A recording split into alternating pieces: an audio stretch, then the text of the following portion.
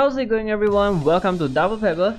Today we are going to be looking at a very important player for many of you, especially crossers. This question has been coming out a lot of times, whether CC Patrick Kluivert is as good as the World Legend version. So today we're going to be answering that question. We'll start off by looking at the stats, and to be honest, right, CC Patrick Kluivert, like if you look at the stats, right, it's pretty pathetic. Okay, at least he's got height 188, 81 kg. Strength is nothing to shout about, 84 by today's standard, to be honest, and stamina is low as well, 80.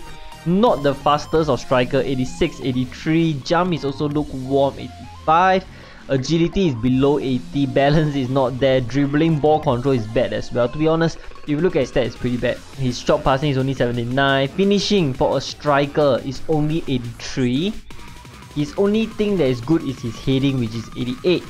The rest, like shot power, long shot, volley, all not there. Positioning also jialat, 82. Aggression 72. Reaction is only 83. So if you look at the stats, right, it's beyond average. Okay, he is beyond average. Now I got scolded by people that says that I don't know what is the difference between style and trait, but actually I do lah. Okay, I'm gonna use this opportunity to let everyone know the difference between style and traits. Okay, styles are badge of honors. They do not have any sort of impact on the player's ability. Okay, they just basically tell you what the player does, what the player is good at. But is it important? Yes, to me. Okay, some of you might say that since it doesn't affect the player, it's not important, but to me it's important because at a glance it let me know exactly what the player is good at. Is he a area kind of player? Is he a strong player? Is he a fast player? Can he cross? Can he defend? That kind of thing. So for example, if you look at Kluivert, he's a goal master, so we know that he should be able to score goals. So that's something that I know. So this information.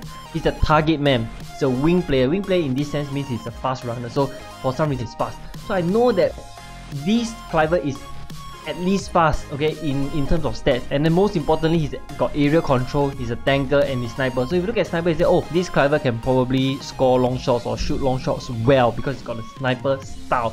But the sniper style does not make his long shot better. It just tells me that he can probably do a good long shot. That's it. These are information that you can glean from the stats. Because if you look at the stats, it's just numbers.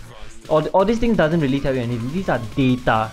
But if you look at this, these are information. Okay, so these will tell you exactly what this player can do. Now, on the other hand, trait affects the player. It really affects how the player performs. For example, he's got a power header trait, which means that his headers are extra powerful. That's it. Without the power header trait, the headers are weaker. So if you have got the playmaker trait, it means your passings are better. You probably position yourself better to playmake, to conduct the play, that sort of thing. It makes a difference. Do I know my stuff? Yes, I do. Anyway, let's move on to work rate. Thunder. Okay, anyway, work rate is high-low. He's the purest of attacker, the best possible work rate for a striker, so I love that. Price-wise, is very cheap as well. Only 39 million average. I bought one using another account for I think about 32 million or something like that. So he's dirt cheap because he's nowhere near premium, but we will have to see whether he is worth it in game. Alright, we have to talk about his heading ability. Obviously, that is the main and only selling point for Patrick Kluivert, and I have to say he's very solid. Like the World Legend version, he gives a very strong sense of security when you're crossing the ball to him. Like, you have absolute confidence that when he's challenging for the ball, he won't lembek. You know, some striker, when they challenge, lembek one. Like you saw the previous one, Fernando Torres crashed into David Luiz, fall on his feet. David Luiz didn't even move. So that kind of thing, right, will not happen to Kluivert. Even if he lose that header, right, he still stand very firm one. Very firm, very solid. Like, I lose, so what, that kind of thing. So that's something that gives crossers a lot of confidence. And with the power header trait, right, his headers are like cannonball. There was once where I'm using it using another account, and then the header is seriously shocking. Honestly, it's more powerful than a normal shot with their foot one. So it's extra powerful, extra accurate. And but what clinches the deal for me in this sense is his dependency. Like out of 10 times that you cross to him, I would confidently say that he will get his head onto the ball 7 to 8 times. Okay, scoring is another issue, but he will at least get his head to the ball first 7 out of 10 times. Alright, the next thing is his positioning. Now I feel that generally he positions himself very well. Similar to the World Legend version, he drops deep to receive the ball at times. On some other times, he make runs off the last defender. In the box, he is also very well positioned. Like, he seems to always find himself free in free header position for him to score headers, or you can see him charging into the box late to score diving headers, crazy headers on. So that is also very important, especially for crossers. You know, the positioning of your striker is so important, because if they are constantly behind the defender, right, then you will see them lembek one, always like that one. Can never get their head to the ball, just always like that, behind the defender. So that's quite lame. Alright, on to weakness. The first thing is definitely his pace. He's not the fastest, to be honest. 86 sprint, 83 acceleration is quite bad by today's standard.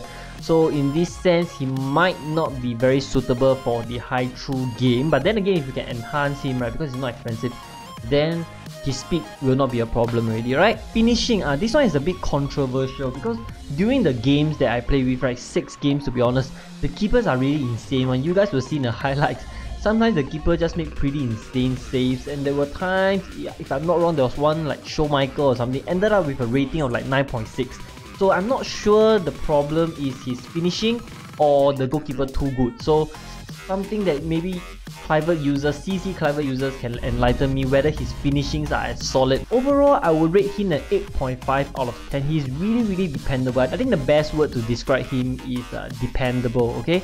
So the only difference to me okay, between this version and the World Legend version is just pace. The World Legend version is obviously fast. This one is quite slow. You can really literally feel the difference in terms of pace. But other than that, they are both equally reliable on the air. Once you put the cross in, right, at least you are comfortable. You know that you have a chance of scoring that header. So that is very important. So people will probably ask whether CC Kluivert or World Legend Kluivert or Kluivert in general is better than Luca Toni. I give this a good deal of consideration, and I'll say that I'll probably give it to Patrick Kluivert, be it the CC version or the World Legend version, even though he's shorter, because to me he feels more consistent. And Luca Toni, because I really have him in my main as a super sub, and sometimes you still get that lembek feeling. He jump and you know, that kind of thing. So not as dependable as Patrick Kluivert, right? Still a very good striker nonetheless. It would be crazy if you can pair them together.